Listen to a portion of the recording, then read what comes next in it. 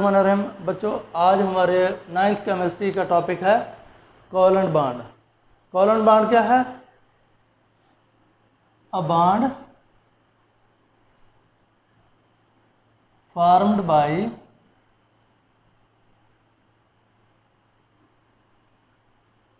mutual sharing of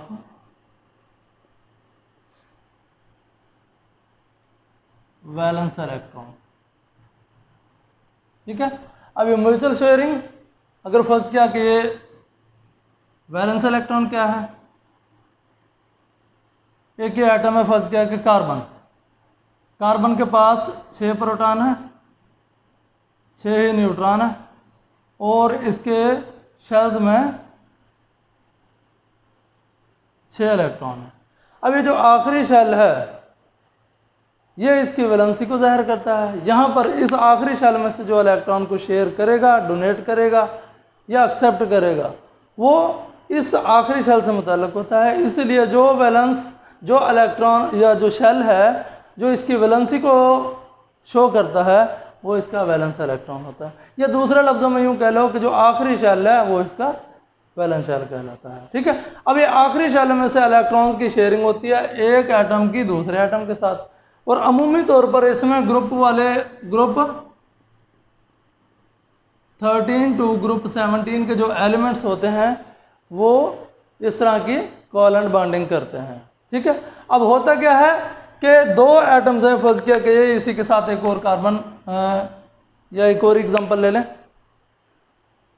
अब जैसे atoms एक दूसरे के पास आते हैं,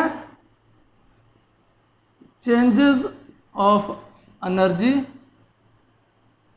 अक्कर, एलिमेंट्स की जो एनर्जीज हैं वो चेंज होती हैं।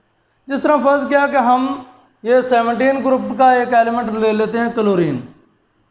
ठीक है, क्लोरीन के आखिरी शेल में पहले इसकी स्ट्रक्चर ड्रा कर लें। पहले में 2 इलेक्ट्रॉन, दूसरे में 8,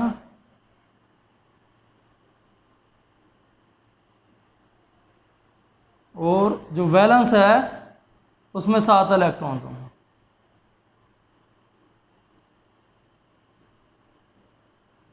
ठीक है, अब एक क्लोरीन दूसरे क्लोरीन के साथ इस तरह के जब मिलेगा तो इसके जो 7 इलेक्ट्रॉन्स होंगे,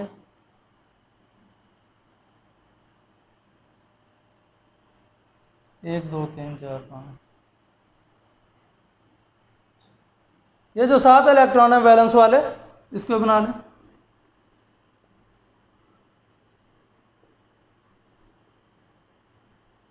इन इलेक्ट्रॉन्स को इलेक्ट्रॉन एटम्स के करीब आएंगे तो ये वाले इलेक्ट्रॉन इन पर मनफी चार्ज है, ये जो दूसरे इलेक्ट्रॉन है इनके ऊपर भी मनफी चार्ज है, ये एक दूसरे को रिपेल करेंगे। जो इसका ये वाला एटम है इसके न्यूक्लियस में पॉजिटिव चार्ज है 17। ठीक है, और इसके न्यूक्लियस में भी 17 प्रोटॉन मौजूद है। ठीक है, अब इसका जो एक एटम है इसके इलेक्ट्रॉन और दूसरे एटम के न्यूक्लियस के दरम्यान में अट्रैक्टिव फोर्सेस भी अमल कर रही हैं। एक टाइम में 2 फोर्सेस अमल कर रही हैं, एक है अट्रैक्टिव फोर्सेस,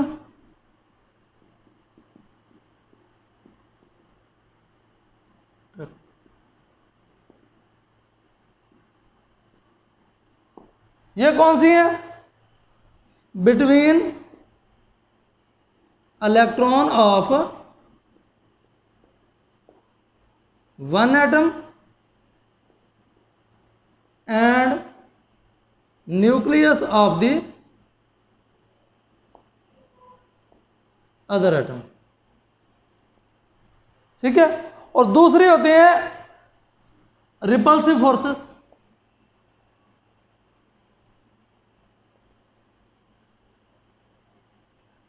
वो कौन सी होंगी? Between the electrons of both atoms and nucleus of both atoms.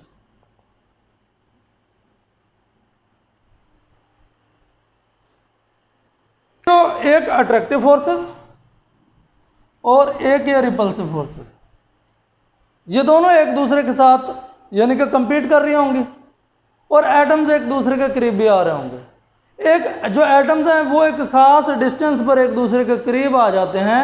उस डिस्टेंस पर क्या होता है कि जो अट्रैक्टिव फोर्सेस हैं वो डोमिनेट कर जाती हैं रिपल्सिव फोर्सेस पर, और उनके दरम्यान में एक बांड बन जाता है।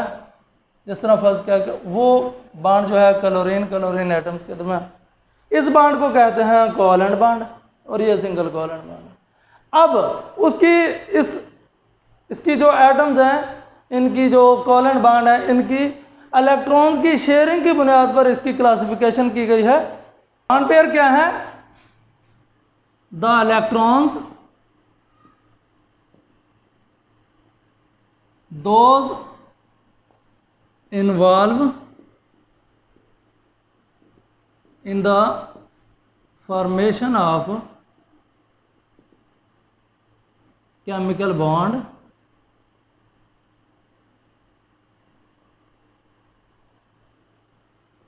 are called bond pair। ठीक है, यानी कि इलेक्ट्रॉन्स का वो पेयर जो बॉन्ड बनाने में इन्वॉल्व होता है वो कहलाता है बॉन्ड पेयर। ठीक है, अब इसके नंबर ऑफ इलेक्ट्रॉन्स जितने पेयर शेयर होंगे उसके एतबार से कोवैलेंट बॉन्ड की तीन टाइप हैं। एक है सिंगल कोवैलेंट बॉन्ड जिसमें एक इलेक्ट्रॉन शेयर होता है, दूसरा है डबल कोवैलेंट बॉन्ड जिसमें दो इलेक्ट्रॉन्स के पेयर शेयर होते हैं, तीसरा है ट्रिपल कोवैलेंट बॉन्ड जिसमें तीन इलेक्ट्रॉन्स के पेयर शेयर होते हैं। अब जो सिंगल कोवैलेंट बॉन्ड है, a type of covalent bonding which is formed by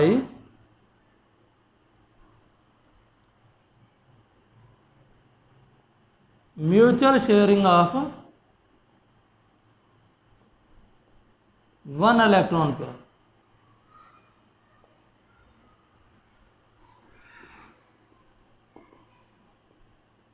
is called single covalent bond. जिस तरह एग्जांपल हमने दिया हाइड्रोजन और हाइड्रोजन, इसके पास इस हाइड्रोजन एटम के पास भी वैलेंस इलेक्ट्रॉन एक है और इसके पास भी एक है। एक को जाहिर कर दिया डॉट से, दूसरे को क्रॉस से। अब क्या होगा, इसका डॉट और इसका क्रॉस ये आपस में करीब आ जाएंगे। ठीक है, ये इनका म्यूचुअल शेयरिंग होगी, दोनों ने आपस में पेयर बन गया। ठीक है, या इसको हम एक सिंगल लाइन से भी जाहिर करते हैं, ये हो गया सिंगल कोवैलेंट बॉन्ड। इसके अलावा जो एग्जांपल ली जाए, फर्स्ट क्या कि मीथेन है CH4, इसमें भी सिंगल कोवैलेंट बॉन्ड इन्वॉल्व होते हैं।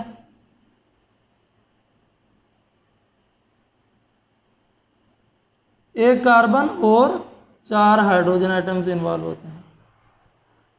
इसके अलावा तीसरे एक एग्जांपल है हमारे पास हाइड्रोजन और क्लोरीन की, जो हाइड्रोक्लोरिक एसिड के दरम्यान में बॉन्ड बनता है वो भी सिंगल कोवैलेंट बॉन्ड ही होता है। ठीक है, अब हम चलते हैं double covalent bond. Double covalent bond क्या है?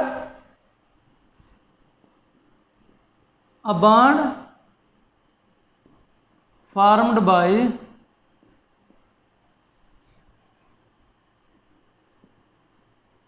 Mutual sharing of 2 electron pair.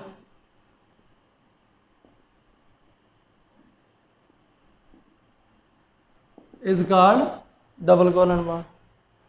इसकी एग्जांपल क्या है हमारे पास? जिस तरह ऑक्सीजन है, 2 ऑक्सीजन के एटम्स हैं, इनके दरम्यान में 2 इलेक्ट्रॉन्स शेयर होते हैं।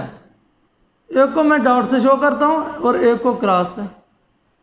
ठीक है, इसीलिए जब भी ऑक्सीजन के एक मॉलिक्यूल में जो बॉन्ड बनता है वो डबल कोवैलेंट बॉन्ड होता है, जिसे हम डबल लाइन से जाहिर करते हैं। ये डबल लाइन से जाहिर हुआ है, 2 ऑक्सीजन एटम्स हैं। दूसरी एग्जांपल है हमारे पास इथीन की,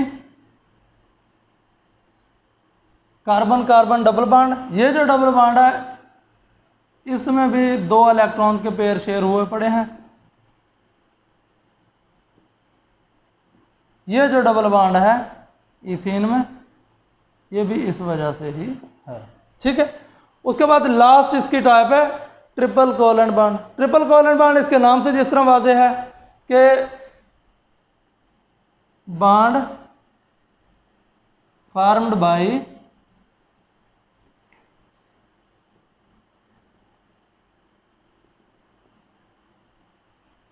म्यूचुअल शेयरिंग ऑफ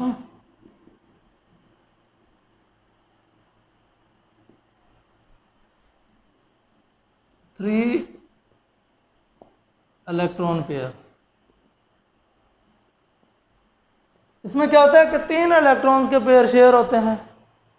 इसकी एग्जांपल है हमारे पास नाइट्रोजन। नाइट्रोजन का एक एटम दूसरे एटम के साथ ट्रिपल कोवेलेंट बॉन्ड बनाता है अमूमी तौर पर। क्यों? इसके आखिरी शेल में, एक नाइट्रोजन के आखिरी शेल में है 5 इलेक्ट्रॉन।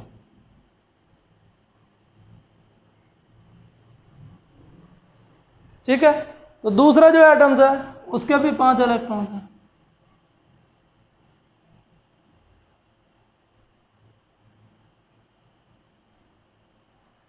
ठीक है, अब इसको 3 इलेक्ट्रॉन्स की जरूरत है और इसको भी 3 इलेक्ट्रॉन्स की जरूरत है। ये क्या करेंगे? आपस में शेयरिंग करेंगे 3 इलेक्ट्रॉन्स की।